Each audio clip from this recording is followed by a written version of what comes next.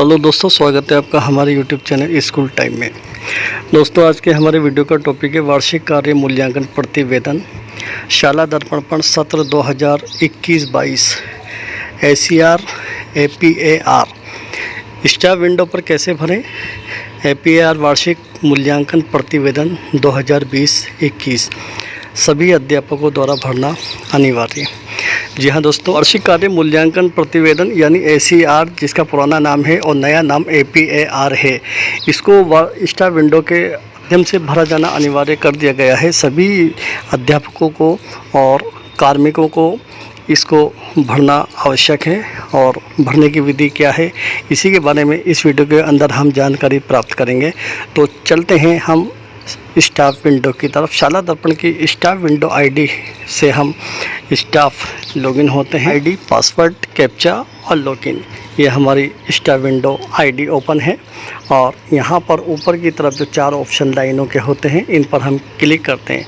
दोस्तों, ये मैं मोबाइल के माध्यम से आपको बताने जा रहा हूँ, आप आसानी से भर सकते हैं। यहाँ पर APR का ऑप्शन होता है और APR डैशबोर्ड यहाँ पर है, इसी पर हम क्लिक करते हैं तो ये हमारी डिटेल्स हमारे सामने आ जाती है। स्टाफ बेसिक इन्फॉर्मेशन, यहाँ पर एम्प्लॉय का नाम होता है, एम्प्लॉय आईडी होती है, मोबाइल नंबर होता है, डेट ऑफ बर्थ होती है, जेंडर होता है, स्टाफ करंट पोस्ट होती है, करंट सब्जेक्ट होता है और staff current posting father's name होता है और रिटायरमेंट डेट होती है और स्टाफ करंट पोस्टिंग जहाँ पर विद्यालय का नाम यहाँ पर शो होता है। तो ये हमारी डिटेल यानी स्टाफ बेसिक इन्फॉर्मेशन के अंदर हमारी पर्सनल डिटेल यहाँ पर शो हो जाती है। Lock and forward download APR application, click to fill edit new APR for report role only. हम नीचे की तरफ चलते हैं। नीचे की तरफ यहाँ पर click to fill edit new APR है। नया APR भरने के लिए यहाँ पर क्लिक करना होगा। अगर हम पहले से कोई भर चुके हैं तो यहाँ पर पेंडिंग APR में बताएगा या फिल्ड APR में बताएगा। और व्यू APAR स्टेटस के हमारे APR जो हमने भरा है उसकी अग्रिम कार्यवाही क्या हुई, वो स्टेटस के माध्यम से हम चेक कर सकते हैं। तो हम चूँकि न्यू भर रहे हैं इसलिए न्यू APR पे क्लिक करते हैं। तो ये वार्षिक कार्य मूल्यांकन प्रतिवेदन 2020-21 यहाँ पर ये फॉर्म हमारे सामने उपलब्ध हो गया है। और यहाँ पर व्यू APAR चैनल दिया हुआ है, तो इसके माध्यम से हम APR का जो आदेश है और जो जानकारियां हैं, सर्कुलेशंस हैं, वो यहाँ पर 20-22 पेज की PDF फाइल है। इसको यहाँ डाउनलोड करके हम देख सकते हैं। क्लिक करके इस पर डाउनलोड आसानी से हो जाती है और उसके माध्यम से हम इसको डाउनलोड कर लें और इसको अच्छी तरीके से हम पढ़ लें। जितने भी पेज हैं, महत्वपूर्ण बिंदुओं को हम अच्छी तरीके से पढ़ लें। निदेशक माध्यमिक शिक्षा राजस्थान बीकानेर परिपत्र है APR के संबंध में। ये APR की प्रणाली के बारे में बताया गया है। APR क्या है ये बताया गया है। APR की व्याख्या यहाँ पर की गई है। वार्षिक मूल्यांकन प्रतिवेदन में रखे जाने वाले दस्तावेज की जानकारी यहाँ पर दी गई है और भी बहुत सारी जानकारियाँ इसमें दी गई है। बहुत बड़ी PDF है, कम से कम 20 पेज की ये PDF है। इसको आप वार्षिक कार्य मूल्यांकन प्रतिवेदन APR का रख रखाव, वार्षिक कार्य मूल्यांकन प्रतिवेदन APR का प्रारूप और रिपोर्टिंग की अवधि, यहाँ पर रिपोर्टिंग की अवधि महत्वपूर्ण है। अभी हमें 1 जुलाई से 30 जून के आधार पर ये तैयार किया जाना है, यानी 1 जुलाई इसकी डेट होगी और 30 जून की अवधि इसकी लास्ट डेट होगी। और ये प्रतिवर्ष साल भर का प्रतिवेदन हम तैयार करेंगे ऑनलाइन स्टाफ विंडो के माध्यम से।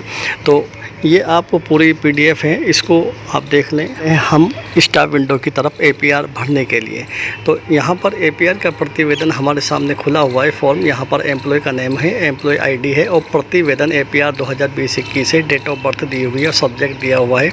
उसके बाद यहाँ पर गृह जिला दिया हुआ है और कार्मिक का मोबाइल नंबर दिया हुआ है। ऊपर टोटल ऑफ का ऑप्शन है, यहाँ पर पिताजी का नाम हमें मिल जाएगा। उसके बाद सेलेक्ट एंड प्रोसीड, यहाँ पर जो कर्मचारी जिस लेवल का है उसको चूज करना है। मंत्रालय कर्मचारी है तो यहाँ पर है, तृतीय एवं द्वितीय श्रेणी अध्यापक है तो यहाँ पर टिक करना है, व्याख्याता प्रधानाचार्य को यहाँ पर टिक करना है और कार्यरत शैक्षिक कार्मिक को वहाँ पर टिक करना होगा लास्ट के अंदर।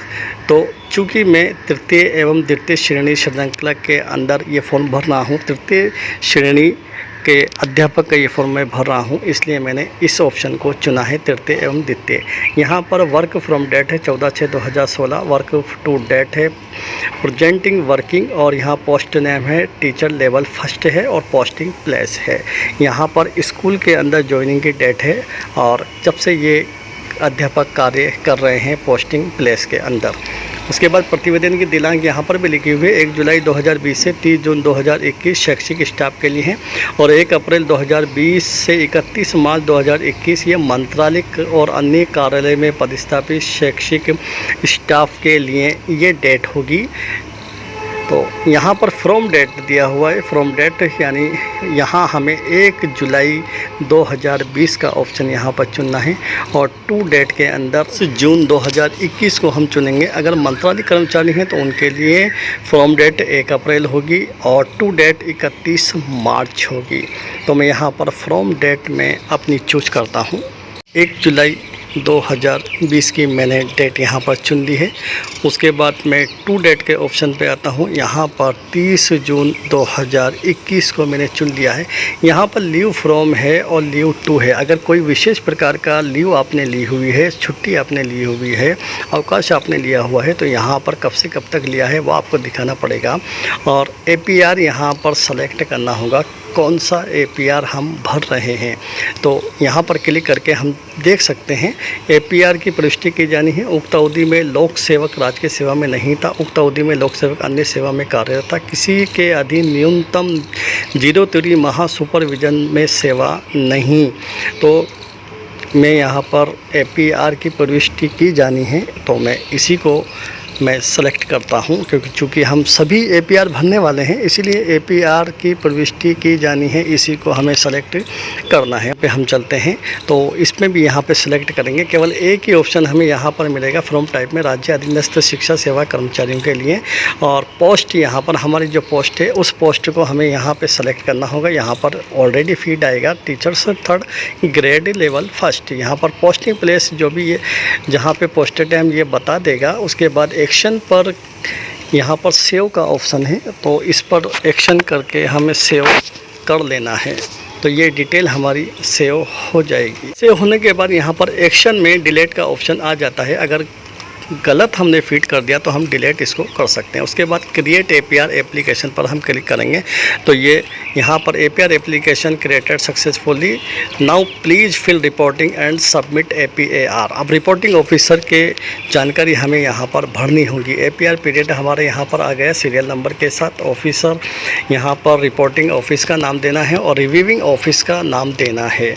कारणवश बीच में स्टार्ट विंडो बंद हो जाए तो फिर हम इसको दोबारा ओपन करके यहाँ पर पेंडिंग वाला बता देगा आपको कि यह आपका APR है, पेंडिंग APR है और फील्ड APR है। तो पेंडिंग में हम क्लिक करके हमारी डिटेल्स को हम देख सकते हैं जो हमने फील्ड की थी। ये व्यू एप्लीकेशन है, यहाँ पर व्यू APR, यहाँ पर नाम होगा, पोस्टिंग प्लेस होगा, उसके बाद एम्प्लॉय ID होगी, पीरियड हमारा होगा पीरियड फ्रॉम टू, और ये सबमिट डेट यहाँ पर मिल जाएगी हमें।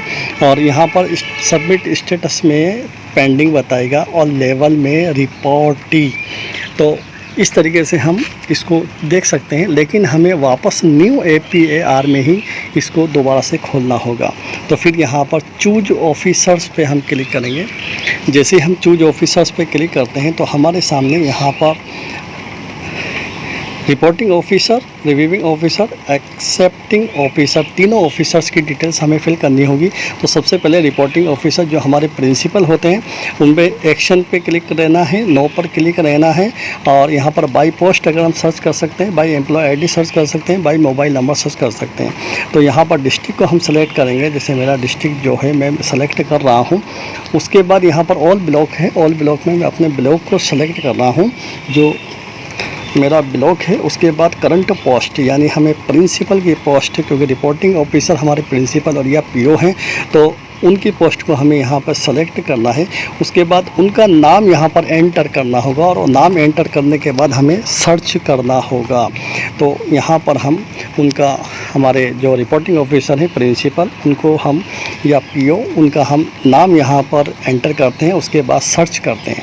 तो जैसे ही हम सर्च करते हैं तो 1-2 बार हो सकता है यहाँ पर नो रिकॉर्ड फाउंड बताए, लेकिन आप इसको ट्राई करें तय करेंगे तो ये रिपोर्टिंग ऑफिसर का नाम, प्रिंसिपल का नाम, पीओ का नाम शो हो जाएगा। इसको सेलेक्ट कर लें और सेलेक्ट करने के बाद नेक्स्ट एक्शन पे हम यहाँ पर सेलेक्ट में टिक मार्क कर दें और यहाँ पर हमारे प्रिंसिपल महोदय की स्टाफ आईडी, उनका name, employ ID, current post और स्कूल का नाम यहाँ पर सेव करेंगे तो रिपोर्टिंग ऑफिसर सेव्ड सक्सेसफुली का ऑप्शन हमारे पास आ चुका है, यानी हमारी रिपोर्ट जो है वो सक्सेसफुली सेव हो गई है। इस तरीके से यहाँ पर एक ऑफिसर को हमने चूज कर लिया। अब नेक्स्ट ऑफिसर हमें यहाँ पर चूज करना है रिव्यूइंग ऑफिसर। यहाँ पर वही प्रक्रिया दोबारा से करनी है। डिस्ट्रिक्ट का नाम सेलेक्ट करना है और उसके बाद हमें ब्लॉक सेलेक्ट करना है। ब्लॉक के बाद जो करंट पोस्ट है, यानी हमारे जो एलिमेंट्री ब्लॉक एलिमेंट्री ऑफिसर हैं, बीईओ, सीबीईओ हैं या एसीबीओ हैं, उनको हम यहाँ पर सेलेक्ट करें तो उनकी पोस्ट को हमें यहाँ पर सेलेक्ट करना है।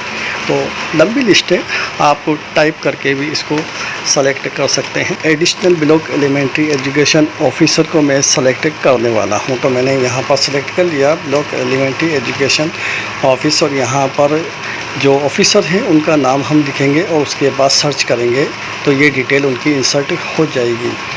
उसके बाद आगे बढ़ेंगे तो यहाँ पर सेलेक्ट का ऑप्शन होता है। इस सेलेक्ट के ऑप्शन पे हमें टिक करना होता है। जिस तरीके से हमने रिपोर्टिंग ऑफिसर को किया था, रिव्यूइंग ऑफिसर को भी हम इसी तरीके से करेंगे। एसीबीओ को कर सकते हैं, सीबीओ को हम कर सकते हैं। तो उनकी यहाँ पर स्टाफ आईडी होगी, नेम होगा, एम्प्लॉय आईडी होगी, करंट पोस्ट होगा और पोस्टिंग प्लेस होगा।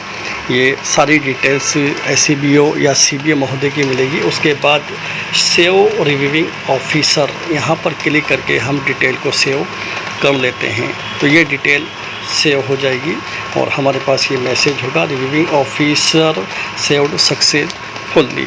तो ये दो डिटेल्स यहाँ पर सेव हो गई है। ये दोनों डिटेल यहाँ पर बता रहा है, रिपोर्टिंग ऑफिसर और रिव्यूइंग ऑफिसर नाम के साथ बताएगा।